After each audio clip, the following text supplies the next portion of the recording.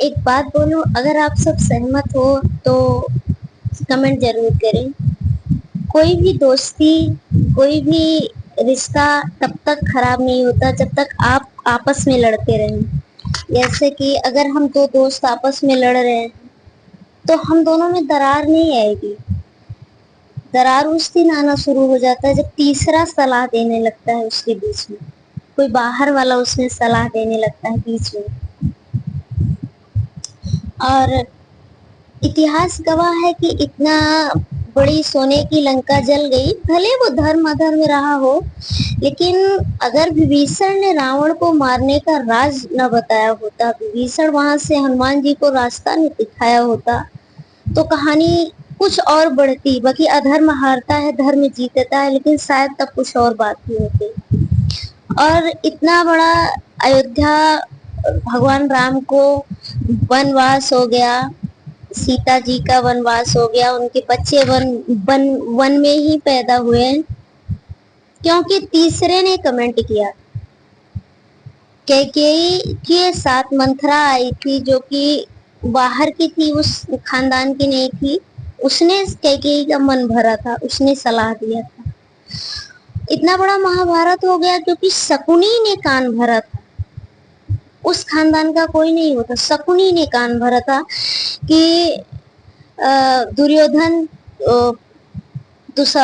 दुर्योधन को शायद क्या बोलते हैं, द्रौपदी ने हंसी किसी का मजाक उड़ाया था, तो शकुनी ने उसको बदला लेने पे मजबूर किया, मतलब भरा था कि तुम कैसे बोली, तुम बदला लो। हमारा देश हिंदुस्तान गुलाम इसलिए हुआ क्योंकि विदेशियों ने आके हमारे राजाओं के कान भरे, हमारे राजाओं को कान भरे, फिर वो सब एक दूसरे से लड़ने लगे और अंततः बिल्लियों को लड़ा के वो बंदर बन बैठे और हमारे देश को गुलाम बना बैठे। जब भी कोई घर बर्बाद हो, जब भी किसी घर में लड़ाई कला होता है ना, तो उस घर की वजह से नहीं होता, बल्कि उस घर में बाहर से आने वाली सलाह की वजह से होता है। तो ऐसे सलाहकारों से सावधान रहें।